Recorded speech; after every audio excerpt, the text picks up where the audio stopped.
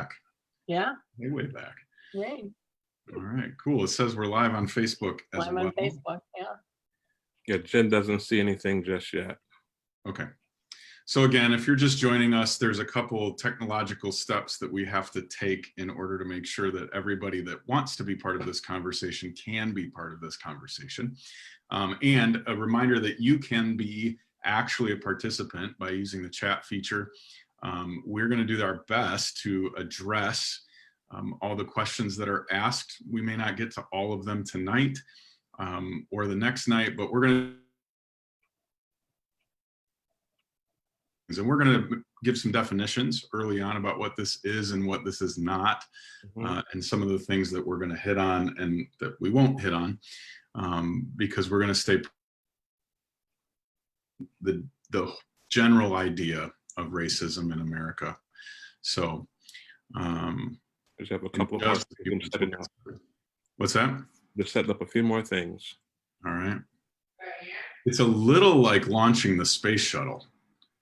It feels like, or the SpaceX rocket, where there's just so many steps to get going. But I was thinking about this again. What would we do in COVID-19 without Zoom? I mean, I just can't imagine having gone through this. We've had staff meetings over Zoom. We've had Bible studies over Zoom. We've had community groups over Zoom. I've even heard of churches that are having church services via Zoom. I actually attended one early on. That's right, you did. Yeah.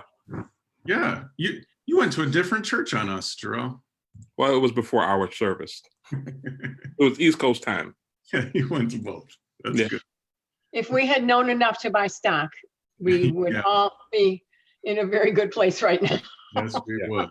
That would have been the right way to go. Yeah. So everybody that's here on Zoom with us, you are muted. So if you try talking to us, we will not be able to hear you. We're not trying to be rude. That's just the setting. It allows us to kind of have the conversation.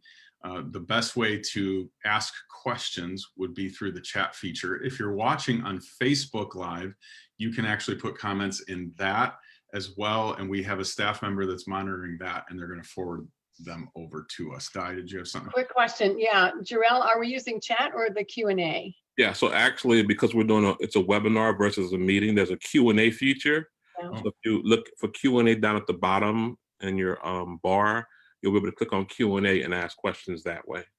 Gotcha. That's pretty cool. I didn't know that. We're in a whole new area of Zoom tonight. Yeah. All right, are we good to go? We are all good to go. Broadcasting all over. So once again, welcome everybody. Thank you so much for joining us tonight. This is going to be part 1 of 4 parts in July. So every Monday evening for this month, we're going to be right here at 7 p.m. This is a reoccurring Zoom link. So if you have this link, hold on to it. That's what you'll click on every week to get to this place. And then just before 7 o'clock, we'll let you in. So if you get put in a waiting room first, don't fear. We haven't forgotten about you. That's just kind of how this thing operates. I want to introduce you to some really good friends. First is Jarrell Belanger. On my screen, at least, he's down at the bottom. I don't know where he's at on your screen. But Jarrell is our executive pastor. He's been on staff at Emmanuel for about 5 years full time. Was part-time for 2 years before that. Yeah, that's correct. So he is integral to the life and success of Emmanuel Church. I'm so grateful for him as a co-worker, but more importantly, as a friend. And then Diane Verratti is our director of operations. Diane, you have been on staff at Emmanuel for how long now? 33 years. 33 years. So you have seen a lot of Emmanuel's life. And I say it with a smile on my face, but I mean it with all seriousness. The train stays on the tracks because Diane helps it. And so we are grateful for you, Di, and we get to work together. Like I said, if you came in early, we work actually in the same office space. Well, right now we spread out a little bit more, but during the week, our desks are all in the same room. So we spend a lot of time together, and a lot of the conversation that we're going to have kind of in front of you tonight are conversations that have been ongoing for us over the last over a month, but really for the last several years. And Jarrell has been more than gracious in having those conversations with us. So I'm going to do a lot less talking than anybody else tonight. And I just want to start with kind of giving you some definitions. And Jarrell, you can help me with this as well, what this is and what this isn't. I'll tell you from my perspective what it is primarily. It's me listening.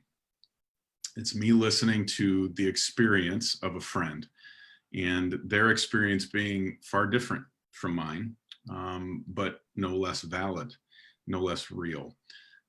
So I'm really listening to challenge myself.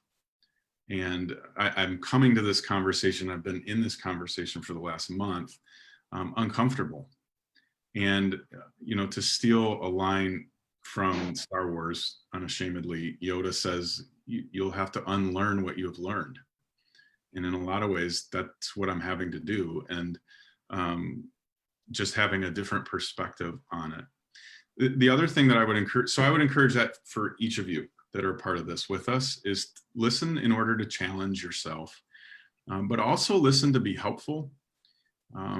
If you are coming to find ammunition to win an argument, you've maybe come to the wrong place. This isn't what that's going to be.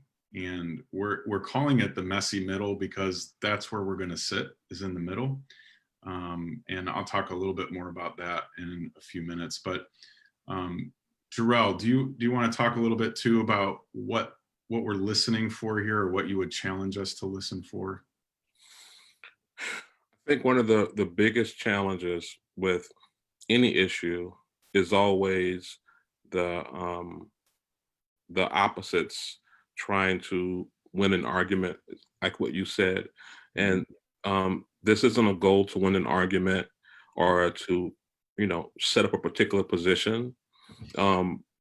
For me, it's that I hope that people are listening so that they can understand another perspective that is my perspective and my experience, with the hopes that will help them to better understand, race and racism in general. And hopefully they can apply that to how they walk in their Christian life. I think that's one of the biggest things, is just to listen. Again, I'm open and would love to have conversations, because there's so much to talk about. But what I don't want to, what I don't want to get people distracted by is all the back and forth, because I guess the takeaway for me is racism is real, and I experience it. My family experiences it. My friends experience it. And it's not something that just happens on occasion. It's something that happens fairly routinely, and not every day and not every week, and sometimes not every month or every year for me personally, but there's always at any given time, either myself, my friends, my family have instances that are racist in nature. And the problem is that, again, we've started to talk about so much stuff other than the true issue here, that we've almost lost sight of what the actual issue is. Yeah. So I guess that's my hope.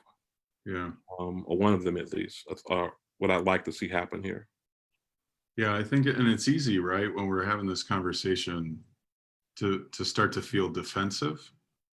And when the first words out of our mouth are, yeah, but, or what about, or things like that, I think that's an indication that we've kind of stopped listening, and we've almost started coming up with what we would say as a rebuttal before the other perspective is fully shared. And I think for me, I know that is my tendency, because I'm a words guy, and so I'm always coming up with words before it's time, maybe.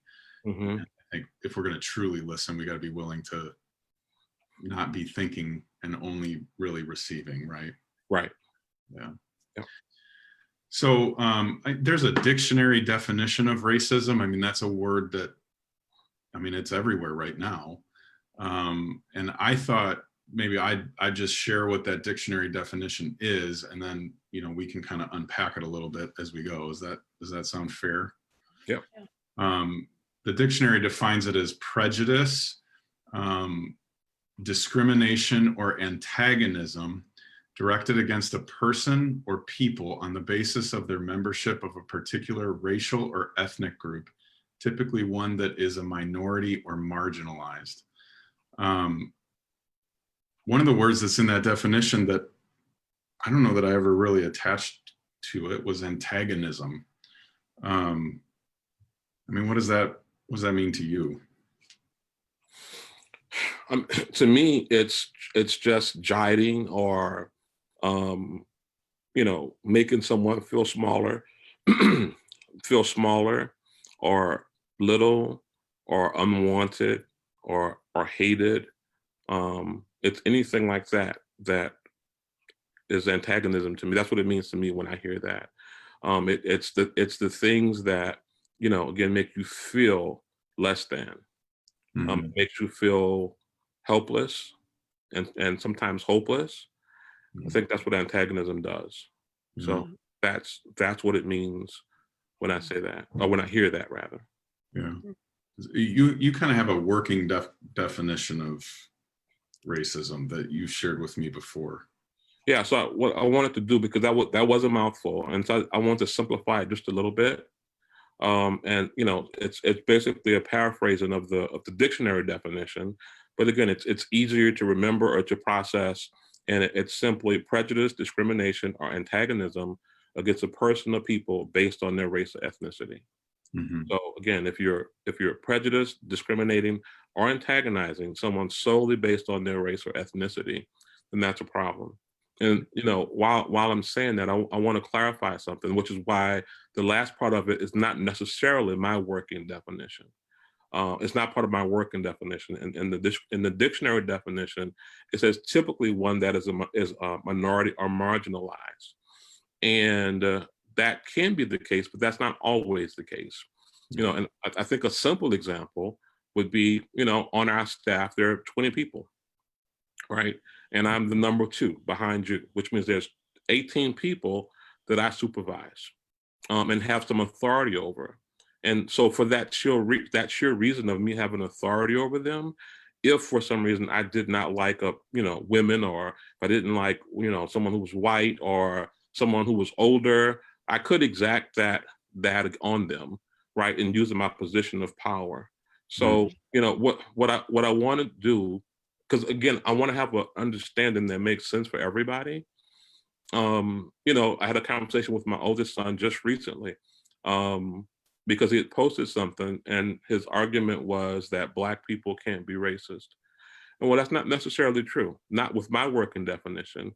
Now, generally speaking, are there more white people in power than Black people? Yes, but all of them are not oppressors.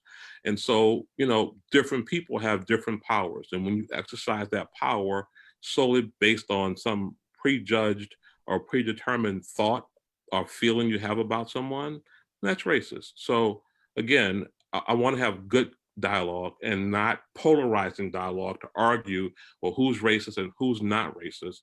It's simply, the bottom line is, if you're prejudiced, if you discriminate, if you antagonize people solely because of their ethnicity or race, then that's racism to me.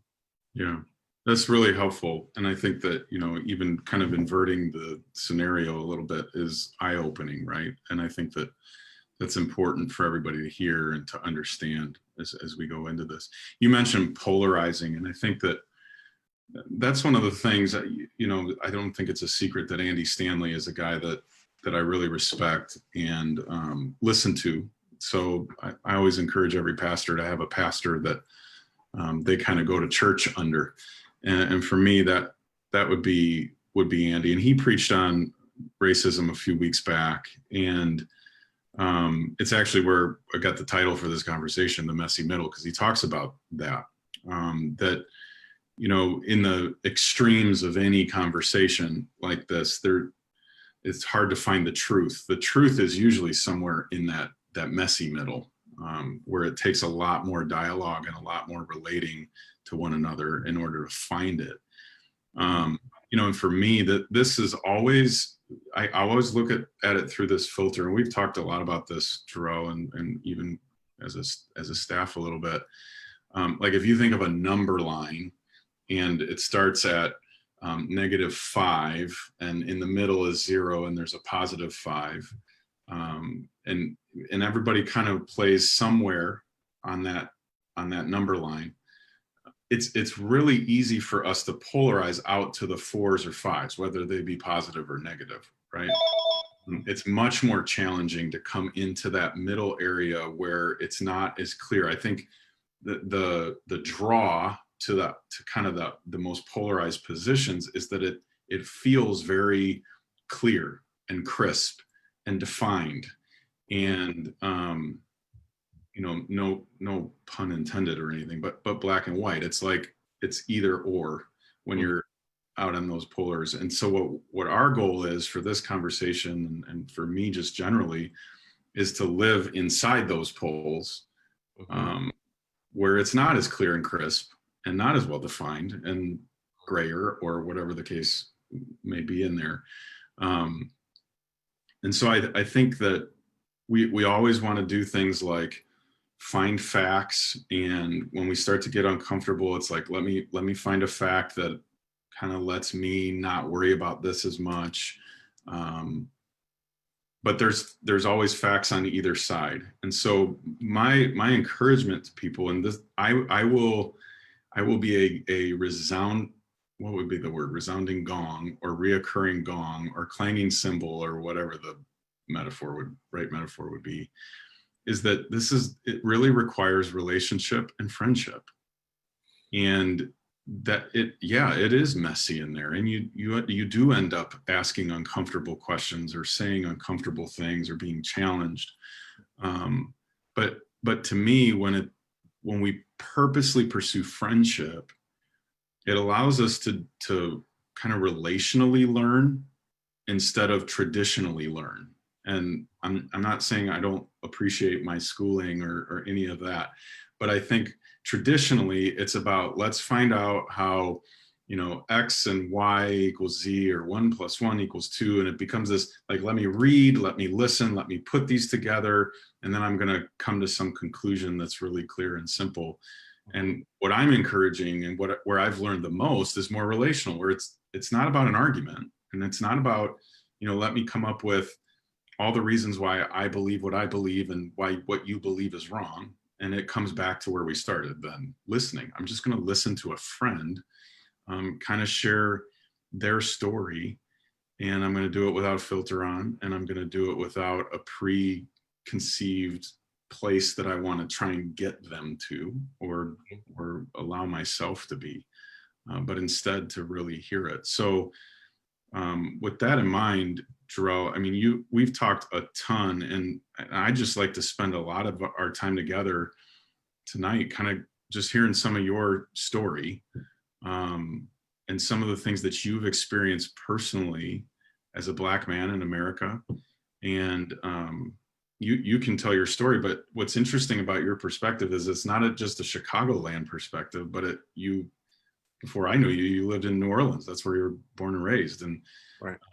So you've kind of experienced life in 2 different areas, one in the deep South and then one up here. So I'll let you kind of kick it off where you want as far as stories, and we'll just kind of chat as we go. Does that sound good? Yeah, that sounds really great. One of the things I'd like to say before kind of sharing some stories is that, this is our second conversation. My first one was kind of spontaneous. This one's a little more structured and planned out. But I have a deep sense of encouragement and hope from the people that have reached out and said, hey, I would love to talk. I can't begin to express how much that means, because, one of the worst things in the world is not being heard. When you're trying to say something and no one can hear you because of it being dismissed for one reason or the other. And the fact that someone is simply saying, hey, I would love to understand, and that maybe I don't see things completely. I think that, again, that's extremely encouraging. I think that's the way forward. You know, we talk about, you know, I've had conversations about how do we fix this big problem. This big problem can only be fixed one conversation and one heart change at a time. This is not something that you can create a policy around. It's not something that you can create laws around that's going to deal with core, just simple racism. It it's it can't be fixed that way. Mhm. It has to be fixed with conversations. And one of the best things about some of the conversations that I've had is that that's what they were, a conversation with the sole purpose of understanding. And what I mean by that is not from an understanding of me, but us understanding each other. Because as I've had these conversations, I've thought to myself, well, maybe I need to reevaluate how I look at that. Or that's a good perspective that I didn't have before, because I can't have your vantage point. And so when we sit down and have a conversation, that creates the opportunity for us to have different vantage points to think about and consider, if we're not trying to win an argument, but really are trying to understand and listen and be a difference maker. So, you know, again, I'm beyond encouraged and hopeful that with the responses that I've had and the conversations that I've had, that, you know, there's a chance here for true change. Mm. And so, again, I just wanted to start by saying that. Um, if I wasn't going to at first kind of talk about the stories that I shared previously, but my first thought was, well, there may be people who haven't heard it. Yeah. And there are additional insights when I first shared some of the stories of my kids that that I had not shared all of the perspectives. And so I'll kind of touch on them. I won't go into detail. You know, for anyone that's watching, we did a video already that kind of goes a little bit more of detail about the stories. And the two that I want to focus on is, again, when we talk about antagonizing, and what that feels like. And you know, the two stories of the stories that I shared previously are the ones that, one of them hurt me deeply, and one of them made me madder than I could ever feel like I could be. Mm. And the one that hurt me deeply was the one that happened when my son was about 9, in about third grade or something like that, their third or fourth grade. And you know what I shared was, you know, the short of it was that the kids told him he couldn't play football with them because he's Black, and for no other reason. And that's the one that hurts me the most. Like it deeply hurts me, and it deeply hurts me because when you know, go back a few more years when he was probably about 4 or 5, and we had just come to Emmanuel Church. And I remember we jumped right into a small group, and we jumped into Paige Whipple's small group. Mm. And Paige is awesome. And we had a fantastic experience the entire time we were in that small group. And one night or one day we were having, you know, a small group. It was daytime, I recall. And the kids, you know, we had family small groups. So the kid Mallory would watch the kids upstairs, and JT would kind of help and, you know, keep all the younger kids and, you know, together. In one particular small group meeting, they all decided to play outside, and they were playing baseball, and Joel walked into a baseball swing, and he came inside, and he was holding the back of his head, and he was crying like you can't imagine. Just screaming and hollering, and blood was rushing down the back of his head. And you know, that's a scary feeling for any parent to see that happen, you know, to their kids and not know if they're okay. We ended up having to go to the ER and get a CAT scan or a CT or some kind of scan to make sure he was fine. And the reality was he was fine. And I share that part because it takes me to the situation where he wasn't allowed to play football. And we were sitting out in the patio chairs at the event with other friends, and he comes crying to me the exact same way. He's screaming and crying, and I don't know what's wrong. And I'm thinking back to, you know, is something broken? What? Because I can't understand him. And finally, he calms down just enough. He's still screaming and crying, but he calms down just enough to say that they told me I can't play football because I'm Black. And I don't know what that has to do with anything. There's a deep sense of helplessness because I don't even have an answer for you. Yeah. I can't help you understand why someone would say that to you, or why a parent or a grandparent or an aunt or an uncle would say things. Because again, this is not something that kids automatically do. It's something that they learn, right? Where I don't have an explanation for you. All I know is you're deeply hurt, and I'm hurting for you. And I can't do anything but be helpless because there's nothing else that I can do. And that's what the antagonism feels like. It's a deep sense of, what did I do to deserve this? Help me understand why I'm being treated this way. And so that one helps. That one hurts me deeply. And most times I can talk about it like today, fortunately, without crying. But lots of times it's hard to tell that story without trying to separate myself from that time, because when I tell the story in a way that puts me back there, I can't help but cry, and cry like deep cry. Yeah. Because again, that's just, no kid should be made to feel that way. Well, and you had to believe, when you became a dad, that the world would be better.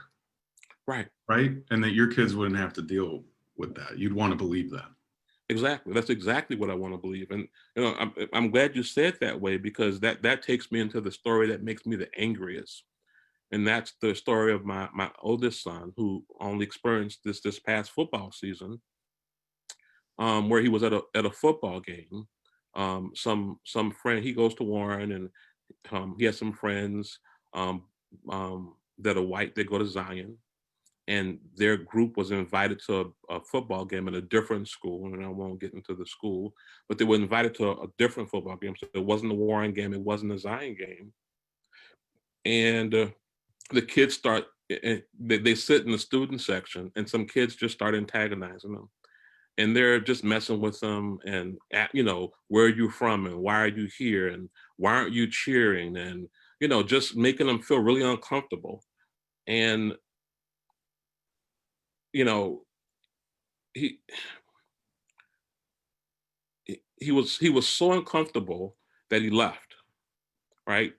And they never said anything racist to him, but they made him feel so uncomfortable. And it was clear that it was him, because he was there with the rest of his friends, and the friends at the other high school were constantly focusing in on him and giving him a hard time. And I always say that the first thought is, this is just kids being kids, whether it's excusable or not. Kids do these kind of things. Mm-hmm. And he felt like it was because he was Black. And what clarified that for him was, after, right before halftime, he left the stands, because they had made him feel so uncomfortable that he was afraid. And so he left. And so then they started on his white friends and asking them where they're from and what school do you go to. And one of his friends says, one of his white friends says, I go to Zion. And the kid then responds, the same one that had been, giving Jarrell a hard time. They told him that he wasn't a real white person and that he needs to go back to Zion with the rest of the gorillas. And again, we're talking about kids. Yeah. This is not ordinary teasing. This isn't giving someone a hard time. This is hateful. It's hateful. It's despicable. It's detestable. It's unacceptable. And so, the friend leaves, and they decide to go to Culver's for the second half of the game, as opposed to going back to the game, him and all the kids in his group. The reason why this makes me so mad is because they robbed my son of some innocence. Yeah. He and I have been having conversations about race, especially as he got into high school and a little older, trying to help him understand and give him appropriate perspectives and realities in life. And he would constantly say, his response to me was, no, this is kind of like your thing. You know, like this is adult problems. These are not my friends and people that I know, kids in my group, in my age group. We don't have these issues. And I couldn't clarify it for him enough. And he felt that way, like, no, this is a thing from a time ago.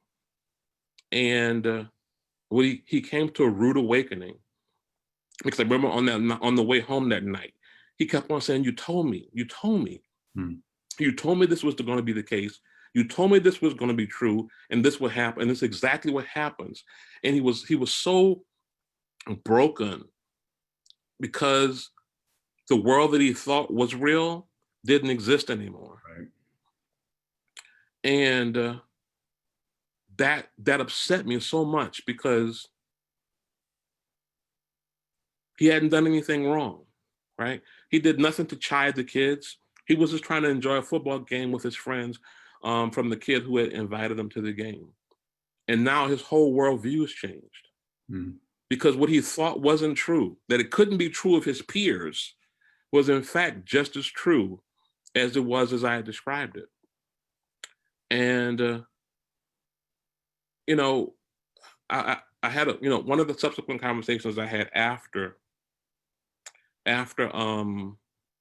did the first conversation, because several people asked to have conversations with me. One of my friends is a trauma specialist or a trauma expert. I'm not sure exactly what her term is, but she deals in teaching parents how to deal with the trauma with their kids as it relates to adoption or abuse or so on and so forth. And she started unpacking Jarrell's story as it relates to trauma. And I'd never thought about it that way, but that was a traumatic experience because your whole world changed in an instant, because someone has taught their kid that this is okay, or they've given their kid the leeway to be able to behave this way in public. And the thought to myself is, and understandably so, can he actually walk into a crowded space of white people that he doesn't know and have the same level of comfort he had before that instance? Right. And that, again, that's just not acceptable. And it's not unreasonable that his perspective has changed. Does he think that all white people are hate? No. But I thought I was in a safe environment, and you've just told me that I'm not. And the only difference that made me feel unsafe or uncomfortable was the fact that I was Black and you were white. So how does he not walk into any new spaces and environments where there are a predominant number of white people and him not feel that way? And I'm not even saying that that's what the reality is. For sure. Most times he's going to walk into places that's not going to be the case. But how do you know which time that is? So you do become like someone who's had a traumatic experience. So that just boils me, because again, you have to be conscious of that now all the time. Right. And it's not just conscious, but it's also subconscious, because that's how trauma works. You don't naturally think it, but you respond to your environment based on that trauma. That's just wrong. Yeah. It's absolutely wrong. So, that's one of the instances that upsets me the most. That one hurts me and one just infuriates me. And, one of the things that you mentioned earlier on is experiences and how things are supposed to be different. These are not stories that I'm telling from the 70s or 80s or 90s.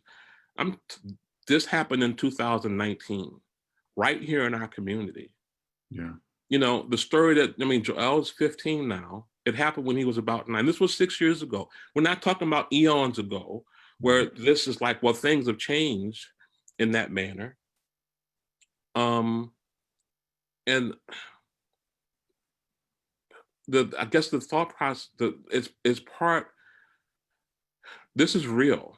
This is not fake. These are not stories that I make up. This is my experience. And this is the experiences of my family members. This is the experiences of my friends. And it's a regular experience. So again, it is real. It's Yeah. not something that someone's making up for the sake of winning an argument. Yeah. You know? Jarrell, could I just interject as a parent Yes. like you? You know, I'm a mom, you're a dad. And I'm a white mom, obviously. And yet I think when you talk about being a parent, that commonality transcends everything else. When I hear your stories, I cry. I mean, I've heard the story about Jarrell Jr. at the football game 3 or 4 times, and I cry every time because I can identify with that. And I think the more that I can identify with you and Sherelle as parents, just as parents, not Black parents, white parents, even, you know, differing age kids. My kids are grown, your kids are still young. But the more I can identify with that and feel your feelings, the easier it is for me to take a little step into your world and to know how you feel. Because we as parents, all of us have had that protective. My kid, you know, was bullied when he was younger for, you know, being overweight or, you know, not being athletic. You know, that just sends you into, you know, like this horrible anger, no matter what it is. And yet, I understand more because of your sharing, that just the fact that your kids look the way they do, Mm-hmm. that defines them for so many people.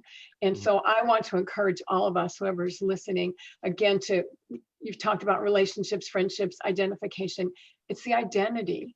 It's the commonality that helps us to understand. So thank you again for sharing those stories. It's hard. Yeah, I'm playing that symbol. I mean, that's the beauty of friendship. When you have friends that are not like you and you get to listen to their experience, suddenly when there's a name attached, it's a totally different discussion, right? Like, I think it's easy to dismiss a lot of this when when it's just the Black community to us. Right. But when it's Jarrell and Sherelle and their 3 boys, it's a different conversation. I can't just, you know, brush it off and move on. Kind of Don't thing. mess with my friends. Right. Seriously, Your do friends. not mess with my friends or my kids or my Yeah. husband, because I'm going to come after you. I mean, that's Right. just who I am. So I need more friends that I can defend. Be like the mama bear. Yeah. Jarrell, I want to explore a little bit with you, just because one of the things we said, like, you as a dad, you wanted to believe Mm-hmm. that your kids would have a different life than you. Mm-hmm. And I know you have stories of being treated that way because of your race when you were a kid. And can you share a little bit about those, just to give people kind of like, oh my gosh, it's 40 years later. I won't say how old you are, but generally 40 years later, and it's the same stuff going on. Right. Yeah. So, so I'm 50, and so it's been 35 years since I've been about my boy's age, and the experiences that they're having now. Because the other thing to understand is, I've only told you the most offensive stories. Those are not the only stories that they have to share. So this is not these are the only 2 things that have happened. These are just the most offensive ones that has happened to them. So when I was in their age range, I remember, so back up just a little bit, I'm sorry. I grew up in a white middle class neighborhood. We started out in a poor Black neighborhood and ended up in a white middle class neighborhood by the time I was probably, I don't know, 11, 12, maybe a year younger, definitely not older. And just for anybody that's jumping in late, can you grew up where? In New Orleans. New Orleans. So I grew up in New Orleans, and I grew up in a low income neighborhood that had all the challenges that a low income Black neighborhood has. But again, we were able to get out of that neighborhood eventually. And so from, again, probably, I don't know, somewhere between 3rd and 6th grade, as best I can recall, we moved out and moved into, middle-class white neighborhoods, and that's where I've lived ever since.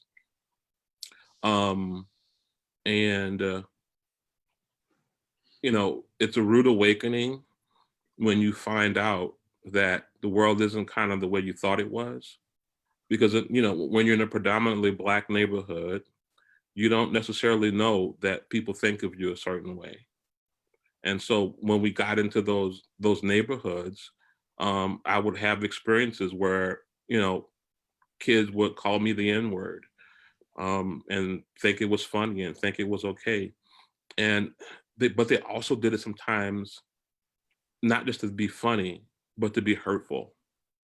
I remember this is probably closer to being at middle school age approximately. So I'm probably 8th, 9th grade, somewhere in that ballpark. And we were playing football. And, again, I was the only Black kid in the neighborhood. And we're playing football in a vacant field next to our house. And we're down, my team is down, and Scott, I remember, calls a play, he's quarterback and I'm wide receiver, and I catch the ball and score the touchdown. And so everyone's cheering and screaming and yelling. And Mark, who's on the other team, wasn't happy because we had just won the game. And he's proceeded to, he's like, "You N-word," for no other reason than he was upset, but he said it to be hurtful, right? And again, why? Why are you intentionally trying to be hurtful? I didn't do anything that day other than we all were jumping and celebrating, scoring a touchdown. It reminds me of a basketball game Joel had a few years ago where he scored the winning basket, and all the kids were jumping and screaming and yelling and so on. That's all we were doing. But he felt like because he wasn't happy with the outcome, his only recourse was to do that. Or, and that's not a word. I mean, that's a word you only say knowingly to demean someone. Right. I'd like to have a conversation about that word in one of our other conversations further on, just to provide some perspective. But yeah, generally speaking, when you're yelling it with hate in your eyes, it's only meant to be hurtful. Yeah. And in this instance, that was the intention by doing that. Or, another friend in that same neighborhood hearing something and thinking it was funny. And so I'll provide some context for you with regard to understanding the joke for those who may not get it completely. So General Motors, right, makes a lot of different cars. They make Chevys, they make Cadillacs, they made Pontiacs, they make the Buick, so on and so forth. And so one of my friends, he lived directly across the street, proceeded to tell me what he thought was really funny.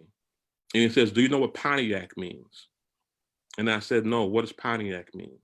And he said, "It's an acronym for poor old N-word thinks it's a Cadillac." I heard that when I was in middle school. It's not funny. It's not in the least bit funny. Right. But he felt like that would be funny to me for some reason. So, I mean, those are the kind of experiences I had as a kid. And what's frustrating for me is my kids are having the exact same experience 35 years later. The exact same, not a slightly different experience, not less frequently, the exact same experiences 35 years later, my kids are having the exact same experience. And here's the thing I think that probably upsets me even more than anything about that, is I've done everything I'm supposed to do. I went to school, graduated from high schools, from college, I did some post-bac work. I'm a Christian, I pay my taxes, I don't commit crimes. I try to raise my boys to be respectful. Jarrell just finished this last semester with all A's, except with one B that he missed it by 2 points. I'm doing everything I'm supposed to do. Everything that I'm told, this is what it's supposed to look like to live the American dream, yet and still, my kids get treated this way. Something's wrong, because I'm not sure what else I'm supposed to do if I'm doing all these things and my family continues to be treated this way. And it's normal. Yeah. Something's wrong.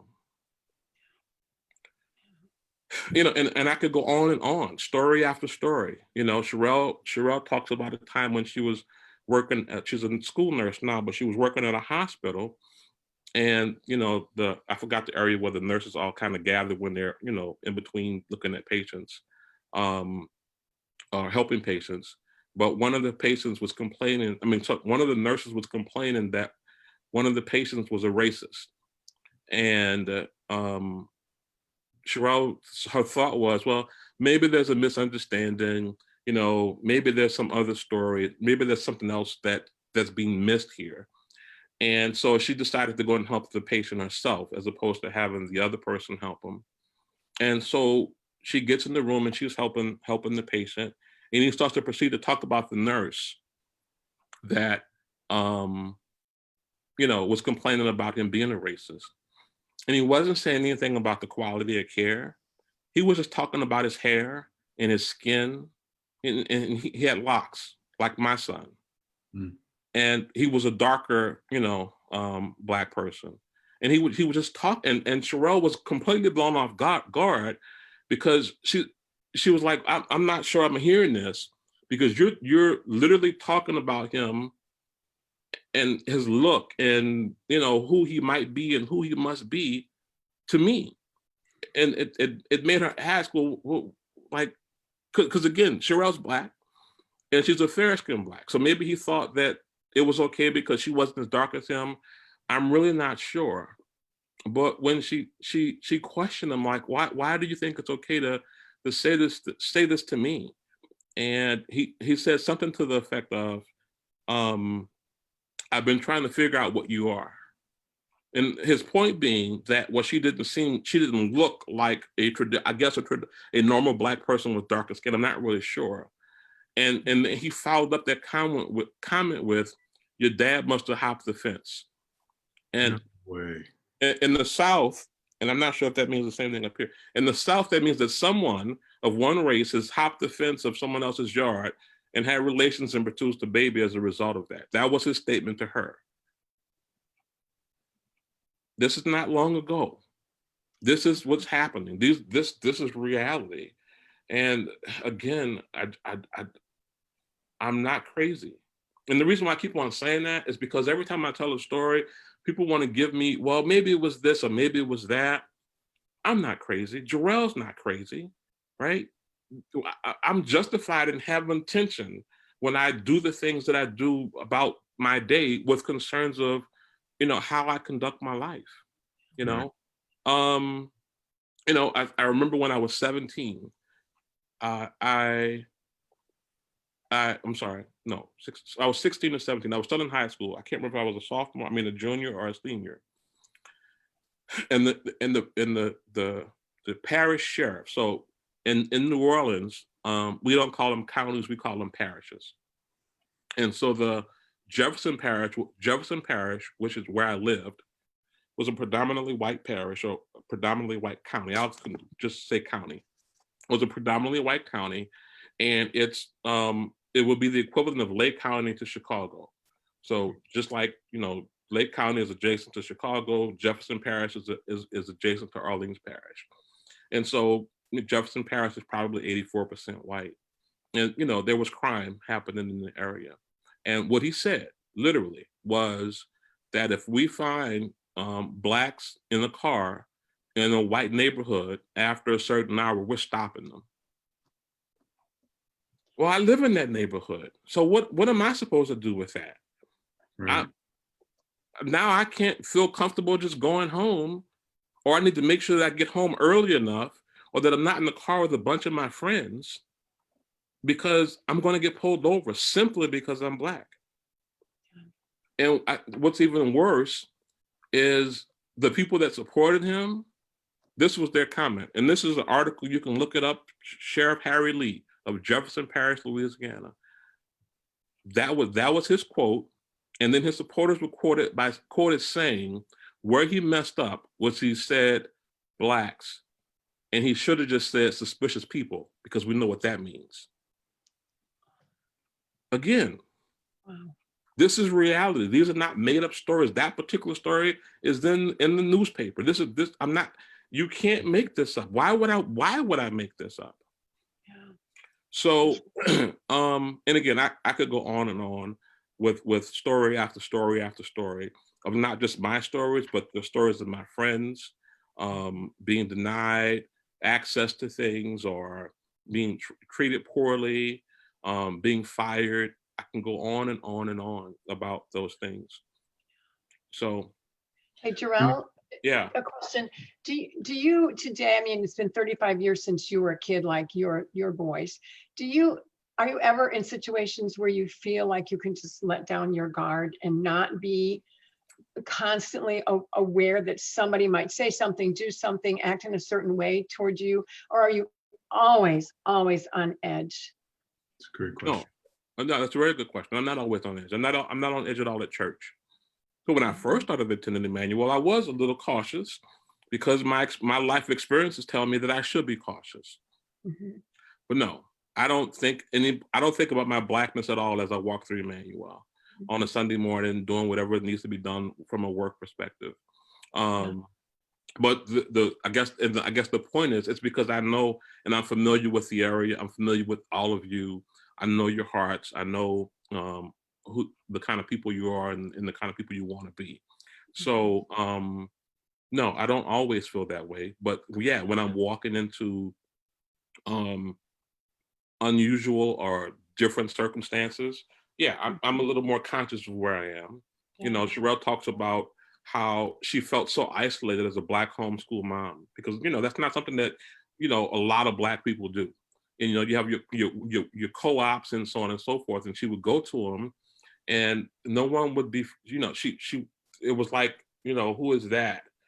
And, you know, one of her best friends actually decided not to be one of those people because she's been to several co-ops, and she actually went over and talked with her and, you know, said, hey, I'm Charity, and went on. And again, they have a really great relationship now. But a lot of times she felt isolated and alone because, you know, and was it some other reason? Maybe so. But the only thing that was obvious was that she was the only Black person in the room. Yeah. And when you add in the experiences that we've had, it's not hard to believe that it was related to that. Right. I have a question from somebody on the Q&A feature here. Unfortunately, this is our first time using the webinar, so apparently after a certain amount of time, the questions disappear. But I wrote some notes, so if you're listening, your questioner, this is the sense of what you said. Okay, he was picking up on what I said about being a parent and saying that their younger son has been ostracized in school because he's a little different in whatever way, and he gets angry that his child has lost his innocence. He said, "Do you see a difference?" Do you see our stories as white parents as analogous to yours, or, you know, is it more intense or different in some way? Does that make sense to you? Yeah, I think he's saying, can we as white parents really identify with you? You know, yeah, and that's yes a and concern no. I have too. I mean, obviously, there's lots of things that we have in common, like parents and wanting to Right. take care of our kids.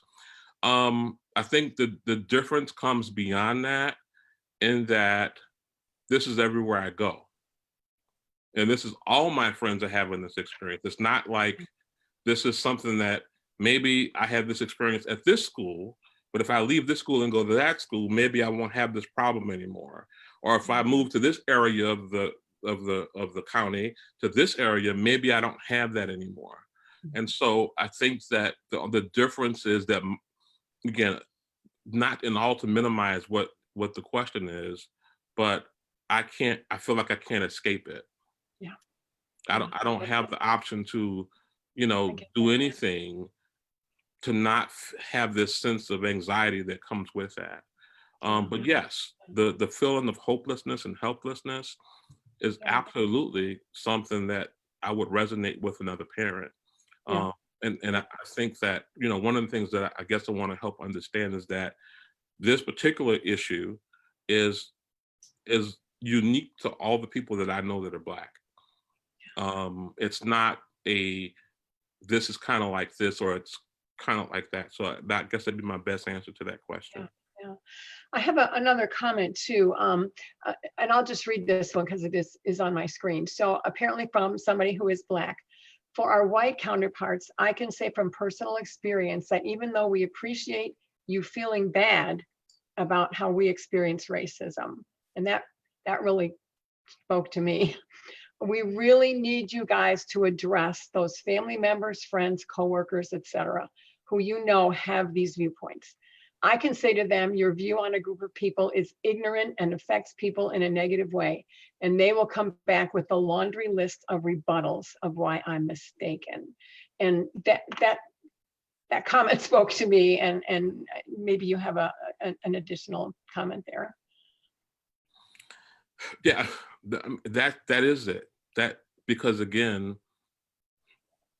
that's it in and of itself. I need you to do something.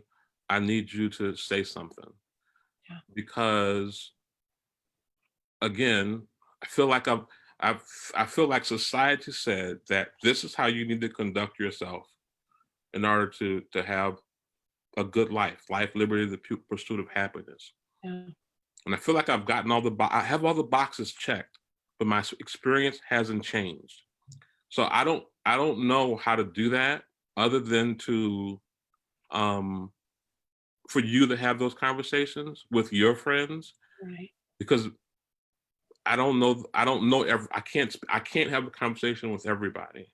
So it's Right. important that you don't just say, kind of blow comments off or thoughts and challenge them, because again, it's just not okay. You know, another story that really breaks my heart, and this is from a friend who shared this with me recently. He said that when his son was 4, he had a friend who was a little white girl, and they used to play. And at some point, his parents, I mean, the little girl's parents, found out that he was Black. And when they found out he was Black, they told their daughter that she couldn't play with him anymore for that reason. Again, what this is reality. This is not made up, you know. So I don't want to go into much more detail about that particular story because I didn't ask permission to fully share the details of it. You know, but again, 4 years old. And that one's not, you can't chalk that one up to a kid being a kid. They were told by their parents, right? Like that's where it's really scary. I'm sorry, the person just told me I can't share. I just saw a message from him. So let me elaborate a little bit. So this person actually is a white parent of a Black or biracial Black child. So the child is adopted. And so, and I say that, and the reason why this story is important to me, because again, what I'm trying to help you understand is I'm not making this up. I don't have some political agenda. I'm not trying to get anything other than to have my boys not have these kind of experiences. So again, this is a white parent. Oh, this is the dad is the one who shared the story with me. This is these are white parents who are the parents of a 4-year-old. I mean, he's an adult now, but of a 4-year-old adopted Black child, and they're told that this little girl can't play with their son because he's Black. I don't know how you feel more helpless than that. Right. Yeah. Yeah. Well, and that's why that comment is so important, to understand that it's not just enough to not say hurtful, wrong, racist things. You have to say something against it when it comes up and when it's put out there. And it, you know, like, I mean, I'll be honest, and that'll be part of this conversation as the weeks go on, is where I'll just fess up to things that I've thought or experienced. I mean, I told you I remember the Pontiac joke. I mean, that was shared 20 years ago when I was in school, and I was just quiet when it was said. Now I went to Zion.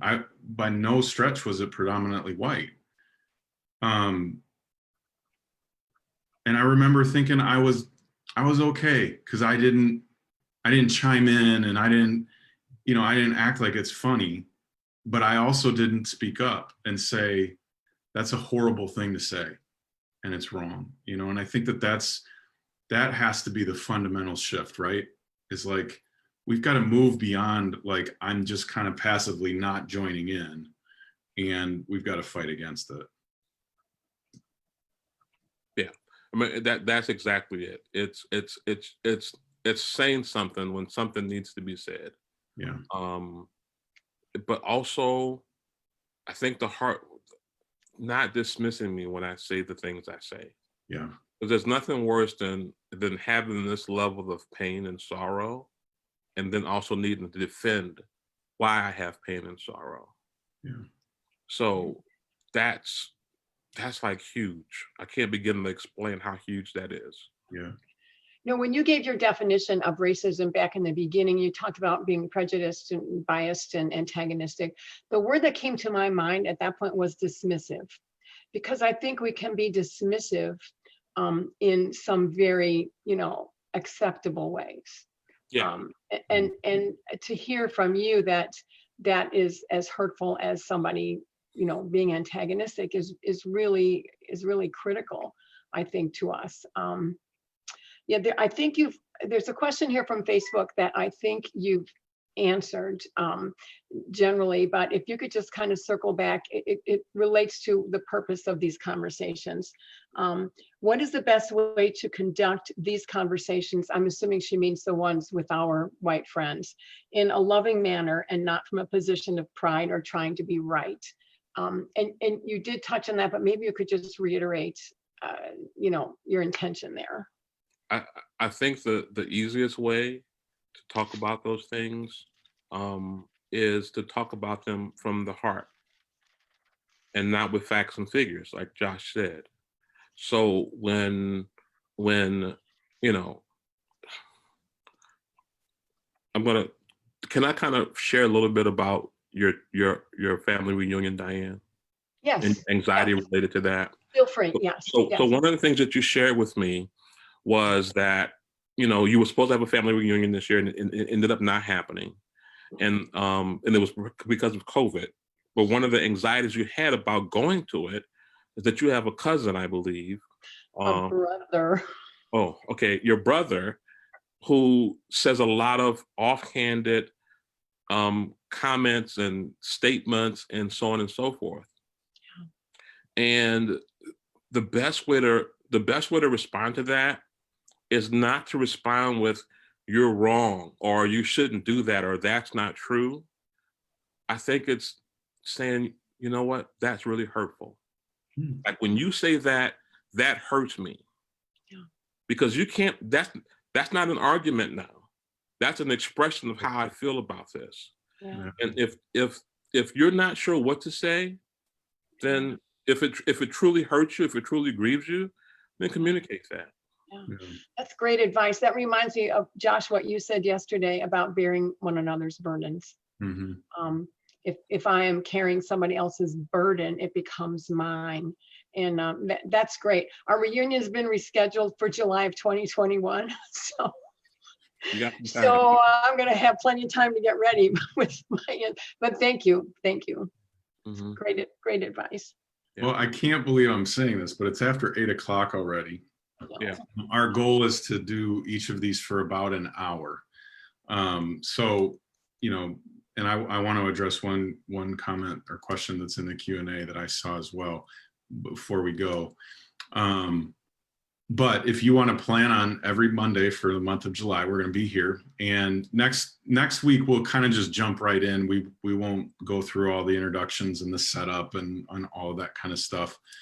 We're just going to continue on the conversation. So I think, in the next few weeks, we'll invite Jarrell to share some more stories. We're going to kind of help you with some, I'll just call them filters that you can kind of run some thoughts through about searching your own heart. And that was one of the things I challenged each of us to do yesterday, was search your own heart. This isn't so much about pointing out everybody else right now.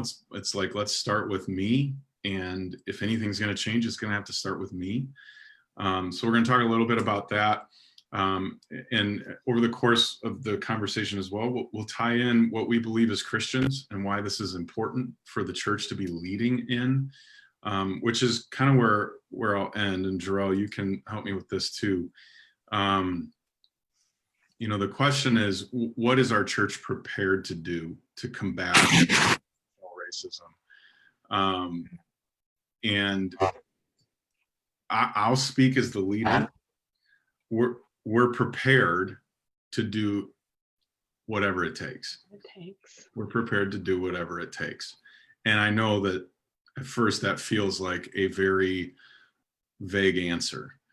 But we're going to take it one step at a time, but I'm not putting a cap on what we're willing to do. So part of it was getting started yesterday, and now these conversations, and just making sure people understand racism is not welcome at Emmanuel Church. It will not be tolerated. So we are against it. So the answer is whatever it takes. And if that's not satisfactory at this point, hopefully over the course of the next few weeks, we'll roll that out in a little more certain terms. But this is our first step in making sure publicly people are hearing from leaders, and but doing it in a relational way. And that's why I love this. Jarrell, I want to applaud you, bro, because it's not easy.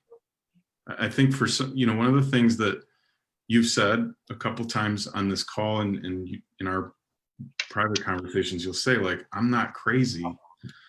I think that's kind of what is so important for people to start understanding is you're not crazy, but because you have that in the back of your mind all the time, it's really difficult to come out and say, this has been my experience. These are the things that are constantly running through my mind. So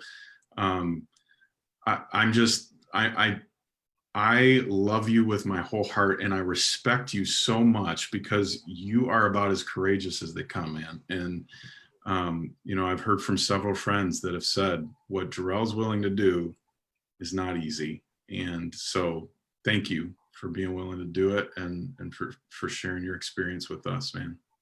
I mean, thank you. That is really encouraging. And it's scary all at the same time. But I thank you because, you know, the reality is, as I said, I'm number 2, you're number 1. So the way this falls on you, if people don't like what they hear. And so it takes a lot of courage on your part as well to be willing to say, you know what, we're going there and you're going to have to deal with it essentially.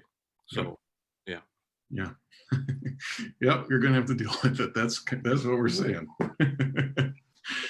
So, all right. We've got a ton more ground that we want to cover, like I said, and we'll pick it right back up next week. And also, I just wanted to let you know, we're not going to lose track of comments or questions that are asked over the course. We're going to hold on to those. And so maybe the last session or so, if we haven't gotten to them, we'll make sure, or we'll do our best to get to everything. But this is going to kind of be the nature of it, is more, again, listening and hearing and trying to get our heads around this in a way that's going to make it different. And make, you know, I really do believe that we can make the world better. And I do believe this is a moment in history that we need to be excited to be part of, because we get to be part of the change together. So. Yeah. One last thing. Yep. And it goes directly to what you said. I've never been more hopeful in my life than right now. Because I really feel like we're at a spot where maybe real change can happen.